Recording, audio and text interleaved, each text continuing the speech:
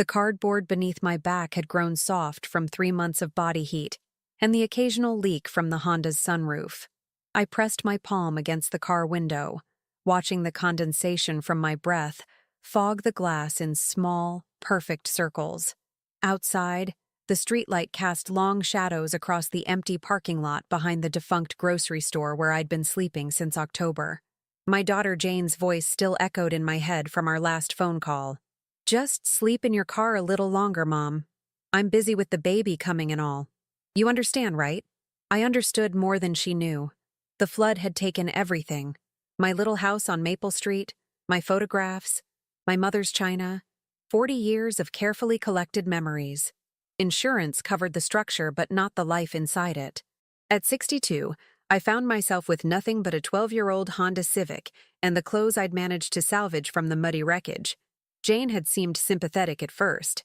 "Of course you can stay with us temporarily, Mom, just until you get back on your feet." But temporary had stretched into uncomfortable, and uncomfortable had become impossible when her husband Frank started leaving passive-aggressive notes about utility bills and grocery costs taped to the refrigerator. The morning I'd finally packed my few belongings back into the Honda, Jane had been feeding 18-month-old Emma breakfast. She'd barely looked up from the high chair as I explained I'd be staying elsewhere for a while. "That's probably for the best," she'd said, wiping mashed banana from Emma's chin. "Frank's been stressed about the promotion at work, and you know how he gets when he's stressed." I knew exactly how Frank got when he was stressed. He got mean. He got entitled. He got comfortable treating me like an unwelcome guest in what had been my temporary home. Now, lying in the back seat of my car with a winter coat serving as my blanket, I wondered if this was what my mother had felt like in her final years. Invisible, inconvenient, easily discarded when love became too much work. My phone buzzed against my chest. A text from Jane. "Hope you're doing okay. Frank got the promotion. We're looking at bigger houses now. Baby number 2 is due in spring." I stared at the message until the screen went dark, then set the phone aside without responding. She hoped I was doing okay. She hoped I was doing okay while sleeping in a car in December in Ohio, while she celebrated promotions and house hunting and expanding families. The next morning, I drove to the public library as I did every day, parking in the same spot near the back entrance. The librarian, a kind woman named Rosa Pratt Kelly, had stopped asking questions about my daily routine weeks ago. She simply nodded when I passed the circulation desk, heading for the computer terminals where I spent hours applying for jobs, researching assistance programs, and slowly rebuilding what the flood had destroyed. It was there, on a Tuesday that felt like every other Tuesday, that I saw the email that would change everything. "Dear Louise Qualls," it began, and I had to read the sender's name twice before I believed it. Harrison, Blackwell and Associates, estate attorneys. My heart hammered as I scrolled down. "We represent the estate of your late aunt, Tilly Brendel. We have been attempting to locate you regarding a bequest in her will. Please contact our office at your earliest convenience to discuss the inheritance she has left you." I sat frozen in the hard plastic chair, reading the email again and again. Aunt Tilly, my mother's sister, the one who'd moved to California in the 1980s and gradually faded from family gatherings and Christmas cards. I'd assumed she'd died years ago, lost to the natural drift of extended family relationships. But she'd remembered me. The phone call to the attorney's office felt surreal. Yes, they confirmed. Tilly Brendel had left her entire estate to me. A house in Pasadena, California. Investment accounts. Life insurance. The lawyer's voice was professional, almost bored, as he recited numbers that made my hands shake. "The property is worth approximately $850,000, he said. "The liquid assets total another $320,000. There are some debts to settle, but you're looking at inheriting well over $1 million, Ms. Qualls." I ended the call and sat in stunned silence. Around me, the library hummed with its usual afternoon activity. Students typing papers, retirees reading newspapers, children giggling in the story corner. Normal people living normal lives, unaware that the homeless woman in the corner computer terminal had just inherited a fortune. The drive back to my parking lot felt dreamlike. I kept expecting to wake up in the Honda's back seat, to discover this was just another desperate fantasy born of exhaustion and cold. But the lawyer's business card was real in my pocket, and the follow-up email was real in my phone.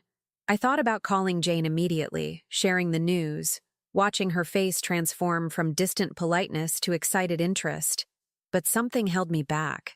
Maybe it was the memory of Frank's notes about utility bills. Maybe it was the casual way she'd dismissed my homelessness as a temporary inconvenience. Or maybe it was the small, hard seed of anger that had been growing in my chest for months, fed by every night I'd spent sleeping in a car while my daughter slept in her warm bed, planning her expanding family. Instead, I drove to a motel, a real bed for the first time in months. I paid cash for 3 nights and took the longest, hottest shower of my life. In the mirror, I looked at a woman I barely recognized, thinner than I'd been in years, with hollow cheeks and eyes that had learned to expect disappointment. But something else was there too, something I hadn't seen in months, a spark of possibility, a hint of the woman I'd been before Frank's notes and Jane's convenient busy schedule had worn me down to nothing. I spent the evening on the motel's Wi-Fi, researching Pasadena real estate, looking at pictures of the house that was now mine. A craftsman bungalow with a front porch and mature orange trees in the backyard. It needed work, the listing photos showed, but it was beautiful. It was home. My phone buzzed. Another text from Jane. "Haven't heard from you in a few days. Everything okay?" I typed and deleted a dozen responses. Part of me wanted to share the news, to let her know her mother wasn't as helpless as she'd assumed. But a larger part wanted to wait, to see what else might reveal itself in the coming days. "I'm fine," I finally typed back. "Just figuring some things out." The next morning, I made the arrangements to fly to California. The lawyer would meet me at the property, help me understand the full scope of what Tilly had left behind. I bought a plane ticket with money I'd been saving for a security deposit on an apartment, money I'd been hoarding like a dragon guard's gold. As I packed my few belongings, everything I owned still fit in 2 grocery bags. I thought about the woman I'd been 3 months ago, the woman who'd lost everything to flood water and had accepted her daughter's grudging charity because she'd believed she had no other choice. That woman was gone. In her place was someone harder, someone who'd learned that love could be conditional and family could be temporary. Someone who'd discovered that the people who claimed to care about you most could also be the ones most willing to abandon you when caring became inconvenient. I left the motel key on the nightstand and walked out into the December morning. The Honda started on the first try, as if it knew we were finally going somewhere better. But I didn't drive to the airport immediately. Instead, I took a detour past Jane's house, a modest colonial in a decent neighborhood, with Frank's truck in the driveway and children's toys scattered across the front lawn. The house where I'd been tolerated for 6 weeks before being gently, politely, efficiently pushed out. I sat in my car across the street, engine running, watching the windows for signs of life. A part of me wanted to knock on the door, to tell Jane about the inheritance, to see if wealth might restore the daughter who'd once called me every Sunday just to talk. But I'd learned something in these months of sleeping in parking lots and spending days in libraries. I'd learned that dignity, once lost, wasn't easily recovered. And I'd learned that sometimes the people who hurt you most are the ones who do it with smiles and excuses and the careful language of love. I put the car in drive and headed for the airport. Behind me, Jane's house grew smaller in the rearview mirror. Ahead of me, California waited, and with it, the chance to discover who I might become when I no longer had to be grateful for scraps of affection from people who saw me as a burden. The transformation had already begun. I could feel it in the way I held my shoulders, in the steadiness of my hands on the steering wheel. I was no longer the woman who'd accepted sleeping in a car because her daughter was too busy to care. The California sun felt like forgiveness against my face as I stepped off the plane at LAX. For 3 months, I'd lived under Ohio's gray winter sky, sleeping in the shadow of abandoned buildings and strip malls. Here, even in December, the air carried warmth and the promise of new beginnings. Harrison, Blackwell, and Associates had arranged for a car service to take me directly to the property. The driver, a weathered man named Pedro White, spoke with the easy familiarity of someone who'd lived in Los Angeles his entire life. "First time in California?" he asked, navigating the freeway with practiced ease. First time in 40 years, I replied, watching palm trees flash past the window like exclamation points against the blue sky. What brings you back? An inheritance. The word still felt foreign in my mouth. From an aunt I barely knew. Pedro's eyes found mine in the rearview mirror. Funny how family works sometimes. The ones you think you can count on disappoint you, and the ones you forget about save your life. I thought about Jane's text messages, cheerful updates about nursery shopping and mortgage pre-approvals, sent to a woman sleeping in a car. Yes, I said quietly. Funny how that works. The house on Craftsman Avenue exceeded the photographs. A 1920s bungalow with original hardwood floors and built-in bookcases. It sat on a corner lot shaded by ancient oak trees. The front porch wrapped around two sides of the house, and despite needing paint and some obvious repairs, it had the solid bones of a home built to last. Attorney Robert Rice met me at the front gate, a thin man in an expensive suit who looked genuinely surprised when I climbed out of the car service rather than a luxury vehicle. Ms. Qualls? I was expecting, well, someone different. I looked down at my worn jeans and thrift store sweater, the nicest clothes I owned. Different how? Your aunt spoke of you often in her final years. She made it sound like you were quite successful, established. I assumed. He trailed off, perhaps noticing the way I gripped the gate for support as I looked at the house that was now mine.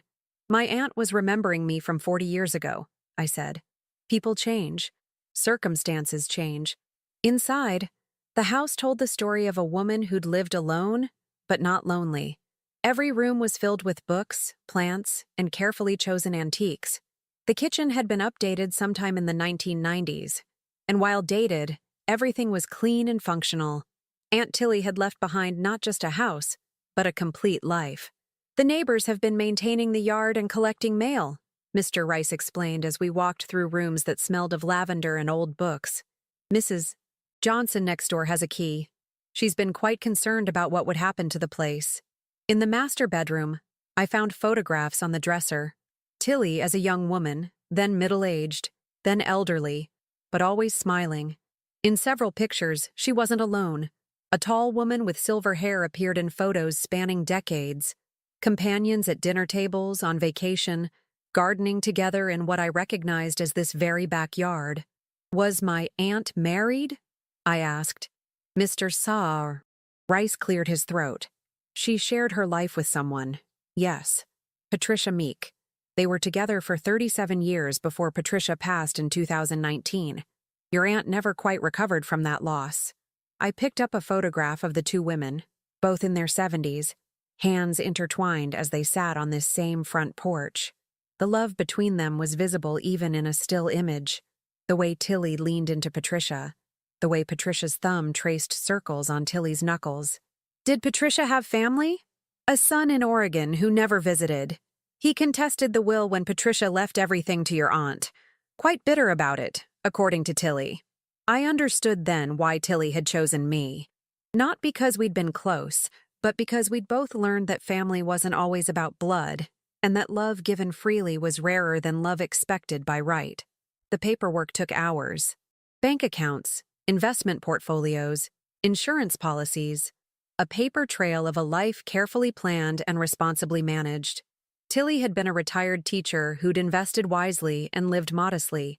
She'd owned this house outright for 15 years. The liquid assets total $347,000 after taxes and fees, Mr. Rice explained. The house is valued at $865,000, though in this market it could sell for considerably more. Your aunt also maintained a small life insurance policy that brings the total inheritance to just over $1.2 million. The numbers felt abstract, like prices for items in a store I'd never imagined shopping in. But what felt real was the house around me, the weight of keys in my palm, the knowledge that I had a home again. After Mr. Rice left, I walked through the rooms again, this time alone. In the kitchen, I found a note taped to the refrigerator in careful handwriting. For the neighbor who feeds the plants and collects my mail, there's wine in the pantry and cookies in the blue tin. Help yourself. Tea. I knocked on the door of the house next door. A woman in her 70s answered, her face lighting up when I introduced myself. You're Tilly's niece. Oh, honey, she talked about you constantly. Louise this, Louise that. She was so proud of you.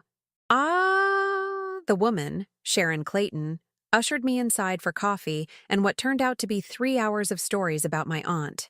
She worried about you, especially this past year, Sharon said. Said she had a feeling you were going through something difficult. She wanted to reach out but didn't want to intrude. Louise is strong, she'd say, but everyone needs help sometimes. I thought about the months I'd spent sleeping in my car, the careful rationing of every dollar, the slow erosion of dignity that comes with having nowhere to go.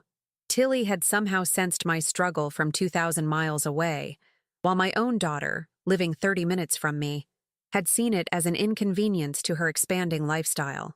She changed her will 6 months ago, Sharon continued, added a provision that if anything happened to her, I should watch for you. She said you might not know about the inheritance right away, and you might need extra kindness when you arrived. That evening, I stood on Tilly's front porch, my front porch, and called Jane for the first time since arriving in California. Mom! Finally! I was starting to worry. Where are you? California, I said simply. California? What are you doing there? Did you find a job? Something like that. I watched the sunset paint the sky in shades of orange and pink that I'd forgotten existed. I inherited a house. Silence. Then, what do you mean, inherited? My Aunt Tilly died. She left me her house and some money. Aunt Tilly? I thought she died years ago. How much money? There it was. Not, I'm so sorry for your loss, or how wonderful that you have a home again. Just, how much money? Enough, I said. Well, that's fantastic news. Frank and I were just talking about how we could help you get back on your feet. This solves everything. When are you coming home? Home. As if the car I'd been sleeping in for 3 months was home. As if the parking lot behind a defunct grocery store was where I belonged. I'm not sure I am coming home, Jane. Another pause. What do you mean? Your life is here. Emma misses her grandmother. And with the new baby coming, you seem to manage just fine with me sleeping in my car for 3 months. Mom, that's not fair. We offered to let you stay with us. For 6 weeks. Until Frank got tired of seeing me. That's not... Look, maybe we didn't handle things perfectly, but we're family. This inheritance is wonderful, but you don't need to run away to California. We can help you find a nice place here, close to us. Close to them. Close enough to be convenient when they needed babysitting or help with household projects, but not so close as to be a daily reminder of their capacity for callousness. I need to think about things, I said. Think about what? Mom, you're not making sense. Come home. We'll figure this out together. But as I looked out at the garden Tilly and Patricia had planted together, at the neighborhood where people left notes for each other and watched over empty houses, I realized I might already be home. I'll call you in a few days, I said, and hung up before Jane could respond. That night, I slept in a real bed for the first time in months. Tilly's bed, in Tilly's house, surrounded by the accumulated comfort of a life well lived. The sheets smelled like lavender, and through the open window I could hear the gentle rustle of orange trees in the backyard. But sleep didn't come easily. My phone buzzed constantly with messages from Jane, each one more urgent than the last. Mom, call me back. We need to talk about this properly. Frank thinks you're not thinking clearly. Frank thinks. Of course, Frank had an opinion about my inheritance, about my choices, about my life. Frank, who'd left notes about utility bills when I was homeless. Frank, who was now, according to Jane's earlier texts, looking at bigger houses and planning bigger families. I turned off my phone and lay in the darkness, listening to the unfamiliar sounds of my new neighborhood. Somewhere in the distance, a train whistle echoed through the night. Cars passed occasionally, their headlights briefly illuminating the bedroom walls. Tomorrow, I would begin the work of building a new life. Tomorrow, I would decide who deserved to be part of it. But tonight, for the first time in months, I was warm, safe, and sleeping in a place that belonged to me. Tonight, I was no longer the woman who'd accepted sleeping in a car because her daughter was too busy to care. 3 weeks in California had changed me in ways I was only beginning to understand. My skin had lost the gray pallor of Ohio winter and homeless nights. My shoulders no longer carried the permanent hunch of someone expecting disappointment. When I caught my reflection in Tilly's antique mirrors, I saw glimpses of the woman I'd been before the flood, before Frank's passive-aggressive notes, before I'd learned to make myself small enough to fit into other people's definition of convenient. I'd started each morning with coffee on the front porch, watching Sharon Clayton tend her garden next door. She'd wave and call out updates about neighborhood happenings, the Garcia's new baby, the Johnsons' kitchen renovation, the book club that met every Thursday at the community center. Ordinary life, the kind I'd forgotten existed during my months of survival mode. The house itself was becoming mine through small daily choices. I'd moved Tilly's collection of mystery novels to make room for the few books I'd salvaged from the flood. I'd rearranged the kitchen to suit my left-handed cooking style. Most significantly, I'd hung my mother's quilt, the only piece of family history I'd managed to save, on the living room wall where afternoon light would catch its faded colors. My phone had been mercifully quiet for days after I'd stopped responding to Jane's increasingly frantic messages. But this morning, as I sat with my coffee watching Sharon deadhead her roses, it rang with Jane's number. "Mom, thank God. I've been worried sick. I'm fine, Jane. Just settling in." "Settling in? What do you mean settling in? You can't just disappear to California and expect us not to worry. Emma keeps asking where Grandma went." The mention of Emma sent a familiar pang through my chest. My granddaughter's sweet face, her delight in simple games and bedtime stories. But even that love had been filtered through Jane's convenience. Visits scheduled around her social calendar, interactions monitored for signs that I might be staying too long or expecting too much. "How is Emma?" I asked. "She's fine, but that's not the point. The point is you running away instead of dealing with reality. Frank and I have been talking, and we think you should come home immediately. This whole California thing is just escapism. Frank and I have been talking. As if Frank's opinion about my life mattered. As if the man who'd made me feel unwelcome in my own daughter's home had any right to judge my choices. What reality am I avoiding exactly? You can't just play house in some dead woman's home and pretend your real life doesn't exist. You have responsibilities here. Family here. I had no family when I was sleeping in my car." "Oh, don't be so dramatic. That was temporary. We were figuring things out. For 3 months, Jane. I was homeless for 3 months while you figured things out. And now you're not. Problem solved. So sell the house, take the money, and come home where you belong. Where I belong."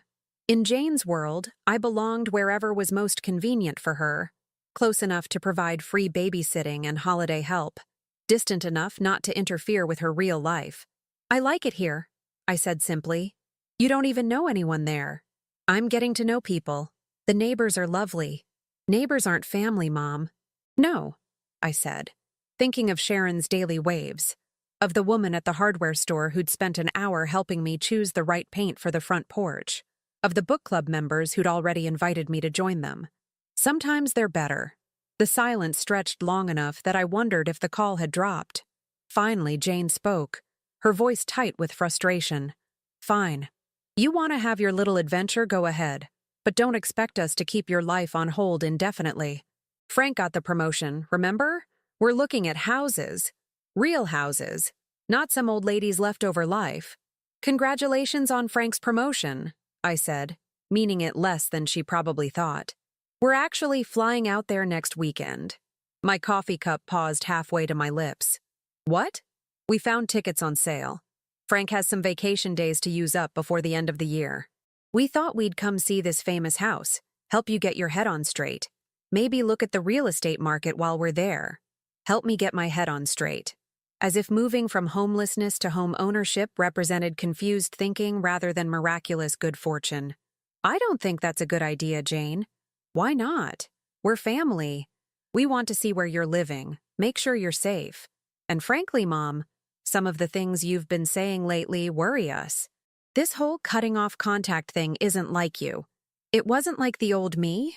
She was right about that. The old me would have been grateful for any attention, any suggestion that I mattered enough to worry about. The old me would have spent the week cleaning frantically and shopping for groceries I couldn't afford to make sure Jane and Frank felt welcomed and comfortable. But the old me had slept in a car for 3 months while her daughter planned nursery renovations. "When are you arriving?" I asked. "Saturday afternoon. We'll get a hotel near you, somewhere nice. Frank found this great place that's not too expensive if we use his work discount." Of course they'd stay in a hotel. Not because my house wasn't big enough. Tilly's guest room was lovely. But because staying with me would require acknowledging that this was actually my home, not just a temporary delusion they needed to cure me of. "I'll pick you up at the airport," I heard myself say. Perfect. "Oh, Mom, you'll see. Once you spend some time with us, remember what you're missing, you'll realize this whole California thing is just grief talking. Grief makes people do strange things." After I hung up, I sat on the porch for a long time, watching Sharon work in her garden. Eventually, she noticed my stillness and came over to the low fence that separated our yards. "Everything all right, honey? You look like you've seen a ghost." "My daughter's coming to visit." Sharon's face brightened. "How wonderful. You must be excited." "I should be. But you're not." I found myself telling Sharon about the phone call, about Jane's assumption that I was having some kind of breakdown that needed correcting, about Frank's opinions and their plans to help me get my head on straight. Sharon listened without interrupting, occasionally nodding in understanding. When I finished, she was quiet for a moment, pruning shears idle in her hands. "You know," she said finally, "Tilly went through something similar when she first moved here. Her sister, your mother, I suppose, came to visit about 6 months after Tilly and Patricia bought this house. Came with her husband and a whole lot of opinions about Tilly's lifestyle choices. I'd never heard this story." "What happened?" "Oh, they had quite the visit. Lots of suggestions about how Tilly should live, who she should be. They stayed 3 days and spent most of it trying to convince her to move back to Ohio, find a nice man, live a normal life." Sharon snipped a dead rose with more force than necessary. "Tilly told me afterward that she learned something important that week." "What?" "That love doesn't try to change you back into who you used to be. Real love celebrates who you're becoming." That afternoon, I drove to a hardware store in a neighboring town, one where nobody knew me yet. I bought new locks for the front and back doors, good ones, the kind that couldn't be easily bypassed. The elderly man behind the counter, Lloyd Hardy, helped me choose the right tools and gave me detailed instructions for installation. "Changing locks is one of the most empowering things a woman can do," he said as he rang up my purchase. "Makes a house truly yours." I spent the evening installing the new locks, working slowly and carefully with Tilly's toolbox and Lloyd's instructions. It was satisfying work, requiring focus and precision that left no room for anxiety about the coming weekend. When I finished, I stood in the entryway, turning my new keys in their new locks, listening to the solid click of tumblers falling into place. Saturday morning, I woke early and spent extra time getting ready. I chose my outfit carefully. A blue dress I'd bought the week before, the first new clothing I'd purchased in months. It fit well and made me look competent, settled, like a woman who belonged in her own home. The airport was chaos, holiday travelers and delayed flights creating an atmosphere of barely controlled stress. I found Jane and Frank at baggage claim, both looking tired and irritated from their journey. Jane hugged me briefly, then stepped back to study my face with the kind of scrutiny usually reserved for suspicious packages. "You look different," she said. "I look rested." Frank gave me a perfunctory hug and immediately began complaining about the flight, the airport, the California traffic he'd heard horror stories about. I listened politely as I led them to my car, not the old Honda, which I'd traded for a reliable used Prius the week before. "Nice car," Frank said with surprise. "The inheritance must have been bigger than you told Jane." It was a casual comment, but it revealed everything. They weren't here out of concern for my well-being. They were here to assess my assets, to understand exactly what I'd inherited and how it might benefit them. "Big enough," I said, echoing my previous non-answer to Jane. During the drive to their hotel, Jane kept up a steady stream of chatter about their house hunt, Frank's promotion, their expanding family plans. It was clear they'd rehearsed this presentation. designed to remind me of everything I was missing by staying in California. "We found this amazing house," Jane said. "4 bedrooms, perfect for our growing family. The only problem is it's a bit of a stretch financially, even with Frank's raise. We're thinking about asking family for help with the down payment." There it was, the real reason for their visit, delivered with the practiced casualness of people who'd learned to wrap requests for money in concern about family obligations. I pulled into the hotel parking lot and helped them with their luggage, agreeing to pick them up for dinner in 2 hours. As I drove away, I caught a glimpse of them in my rearview mirror, standing close together on the sidewalk, clearly discussing strategy for the evening ahead. But I had strategies of my own now. I was no longer the desperate woman who'd been grateful for 6 weeks of grudging shelter. I was someone with a home, with choices, with the power to say no. Dinner at Pasadena's finest restaurant had been Frank's suggestion. A place expensive enough to demonstrate that they weren't struggling financially, just strategically seeking help with their investment in a forever home. Jane had worn her newest dress, and Frank had spent the first 20 minutes discussing his promotion in terms that suggested he was practically running the company now. I'd listened politely, making appropriate sounds of congratulation while watching them perform their careful choreography of success. They were good at it, I had to admit. The perfect young couple with expanding dreams that just needed a little family support to become reality. "The house we're looking at is really an investment," Frank explained as he cut his steak with surgical precision. "Property values in that neighborhood have increased 30% in the last 5 years. With the new baby coming, we need the space, but we're also thinking long-term, building wealth for the family." "It sounds wonderful," I said. Jane leaned forward, her eyes bright with enthusiasm. "I wish you could see it, Mom. It has this incredible kitchen with an island, and the master suite has a sitting area that would be perfect for nursing the baby. The backyard is huge.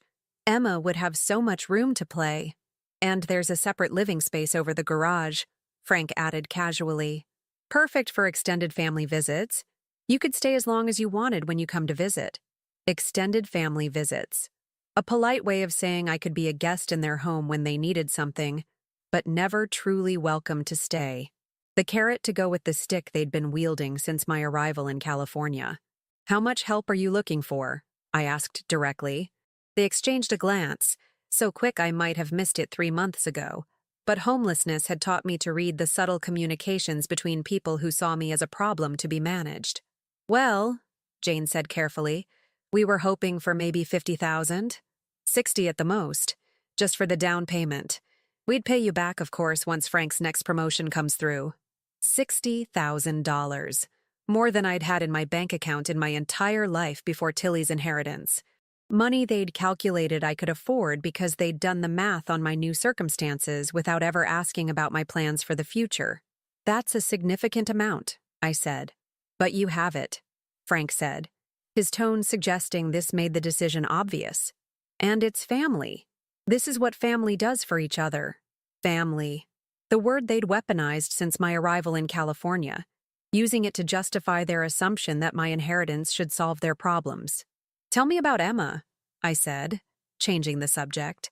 "How is she adjusting to the idea of being a big sister?" Jane's face softened immediately. "Oh, she's so excited. She keeps patting my belly and talking to the baby. Yesterday she told me she wants to teach the baby how to color." For a moment, I saw my daughter as she'd been when Emma was born. Exhausted but glowing, so proud of her perfect baby girl. Before Frank's promotion became her primary concern, before house hunting consumed her weekends, before my homelessness became an inconvenience to be managed. "I miss her," I said quietly. "Then come home," Jane said immediately. "That's what we've been trying to tell you. Emma needs her grandmother. This new baby will need you too. You're running away from the people who love you most." "Am I? Because when I was sleeping in my car, neither of you seemed to think Emma needed her grandmother very badly." Frank's jaw tightened. "That's not fair, Louise. We offered you our guest room. For 6 weeks. Until I became inconvenient. You weren't inconvenient. You were—" He paused, clearly searching for diplomatic language. "You were going through a difficult time. Sometimes people in crisis need professional help, not just family support. Professional help, as if my homelessness had been a mental health crisis, rather than the natural result of losing everything in a flood and having nowhere else to go. I wasn't having a breakdown, Frank. I was having a housing crisis. And now you're not, Jane said brightly. So let's move forward. You have this beautiful inheritance. We have this amazing opportunity with the house. And Emma has grandparents who want to be part of her life. It all works out perfectly. I excused myself to the restroom, needing a moment away from their carefully orchestrated presentation. In the mirror, I looked at the woman I'd become, no longer hollow-cheeked and desperate, but not yet entirely sure of her own power. I thought about Tilly and Patricia, who'd built a life together based on mutual respect and genuine affection. I thought about Sharon, who'd chosen to befriend a stranger simply because kindness was her nature. And I thought about the new locks on my doors, the keys that belonged only to me. When I returned to the table, Frank was showing Jane something on his phone. Photos of the house they wanted to buy, probably. Or mortgage calculators that demonstrated how my money would make their dreams possible. I'd like to see where you're living, Jane said as I sat down. Tomorrow, before we fly back. Of course. Maybe we could stay the night, Frank suggested. Save on the hotel bill? Get a real feel for the neighborhood? There it was. The assumption that my home was available to them, that my space could be occupied without permission because we were family, and family didn't need to ask. I'm sorry, but that won't be possible, I said. Why not? Jane's eyebrows drew together in confusion. Is the house not habitable or something? The house is perfectly habitable. I just prefer to keep my own space. But we're your family, Frank said, as if this explained everything. Yes, you are. And you have a hotel room. The silence that followed was sharp enough to cut. I could see Jane processing this refusal, trying to understand how the mother who'd accepted sleeping in a car rather than impose on anyone had suddenly developed boundaries. You're being ridiculous, she said finally. We flew all the way out here to see you, and you won't even let us stay one night in your house? You flew out here to assess my inheritance and convince me to give you money for yours. Frank's face flushed red. That's not... We're concerned about you. You're not acting like yourself. You're right, I said. I'm acting like someone who's learned the difference between being wanted and being useful. Jane's eyes filled with tears. Real ones, I thought, though I was no longer certain I could tell the difference. How can you say that? You're my mother. I love you. I know you do. But your love comes with conditions I'm no longer willing to meet. What conditions? What are you talking about? The condition that I be grateful for whatever scraps of attention you're willing to give me. The condition that I not expect too much, ask for too much, need too much. The condition that my needs always come second to your convenience. I reached for my purse, pulling out my wallet to pay for dinner. It was a small gesture, but symbolic. I was no longer someone who needed others to pick up the check. I'll drive you back to your hotel, I said. The ride was silent except for Jane's occasional sniffles and Frank's muttered complaints about California traffic. When I pulled up to their hotel entrance, Jane turned to me with the expression she'd perfected as a teenager. Part wounded innocence, part manipulative desperation. Mom, please, don't let some old woman's house come between us. Don't let money change who we are as a family. Some old woman's house. As if Tilly had been nothing more than a convenient benefactor. As if her carefully preserved home was just a windfall to be liquidated. Money didn't change who we are, Jane. It revealed who we've always been. Frank got out of the car without a word, but Jane lingered, her hand on the door handle. We'll come by tomorrow morning before our flight, she said. Maybe you'll feel differently after you've had time to think.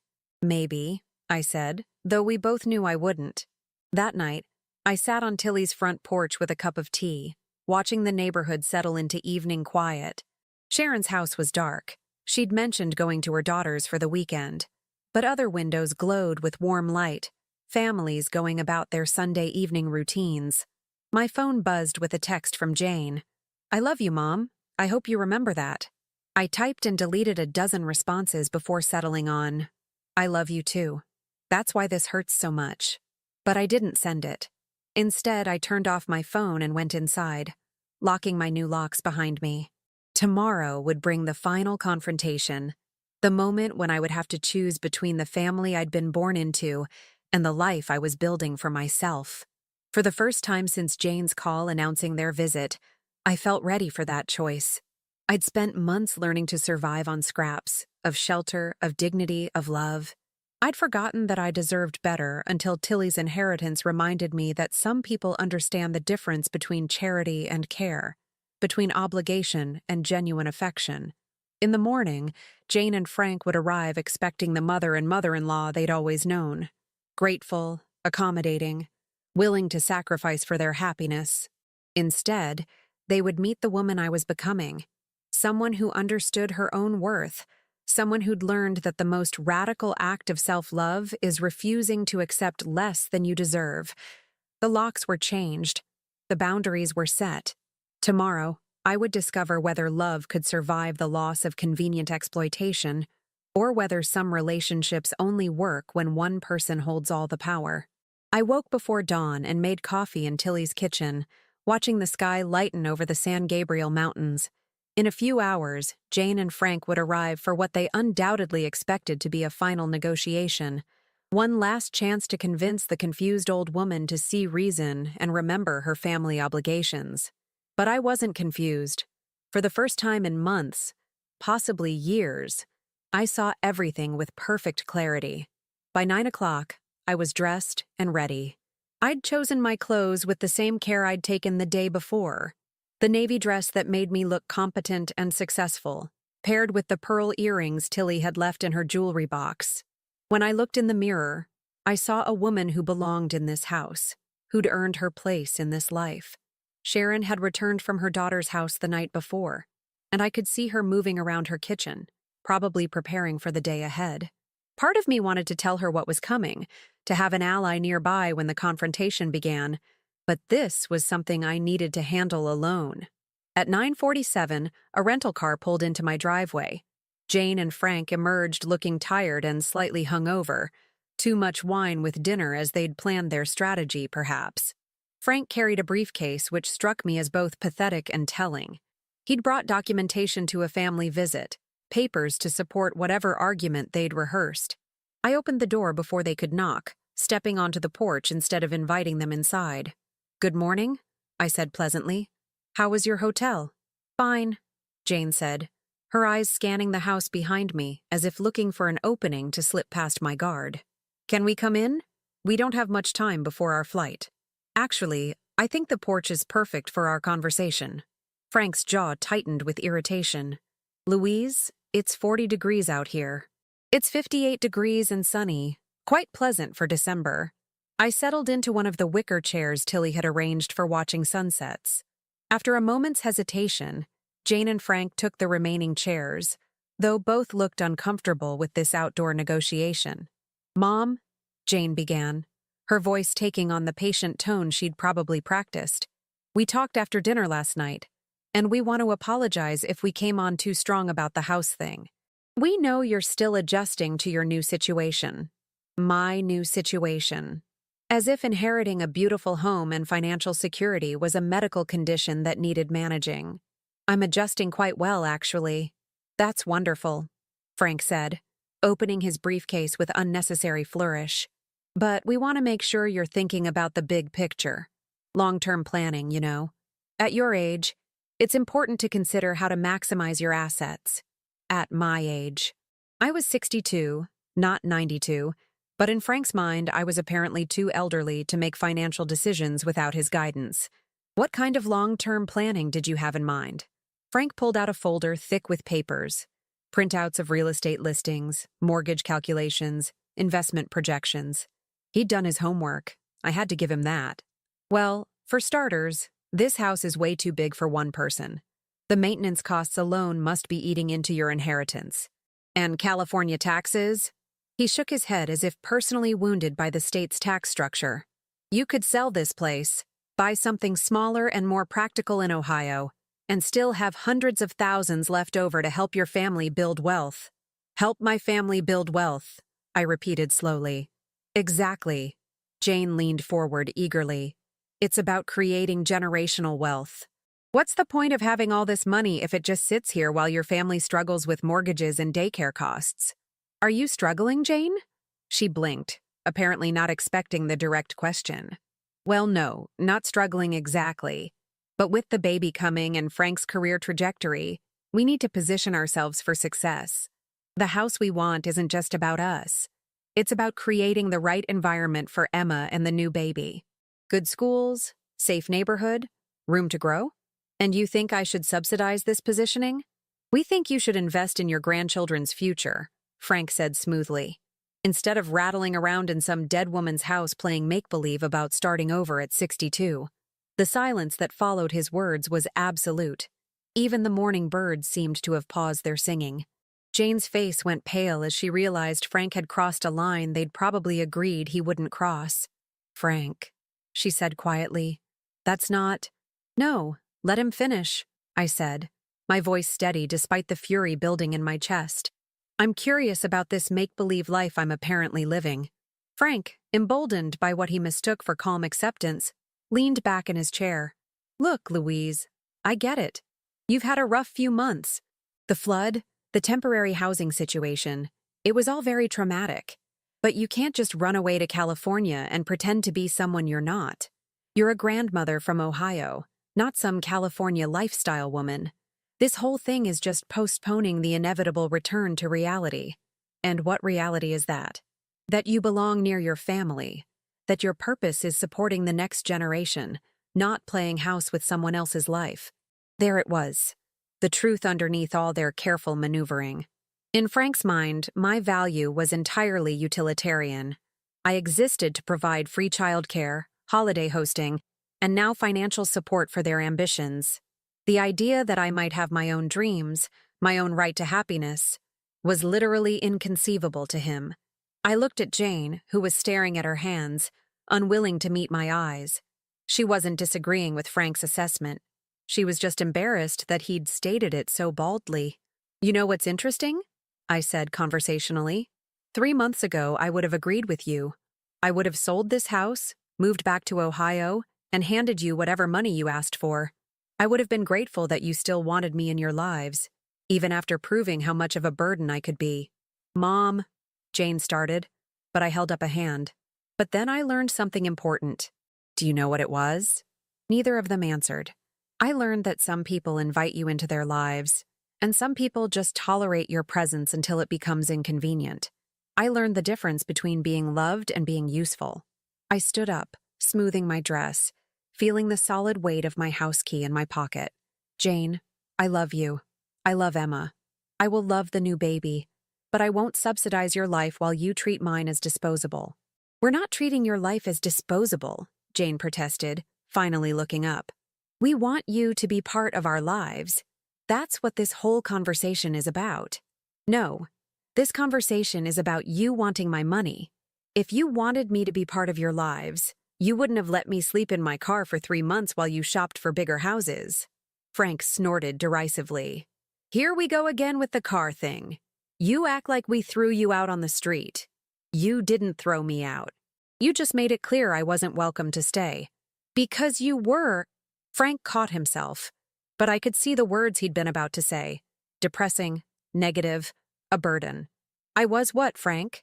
You were going through something we couldn't fix, Jane said quickly. We thought some space might help you get perspective. And now I have perspective. I can see quite clearly that you view my inheritance as a solution to your problems rather than my reward for surviving yours. I walked to the edge of the porch, looking out at the neighborhood Tilly and Patricia had chosen for their life together. Sharon was watering her plants, and she waved when she saw me.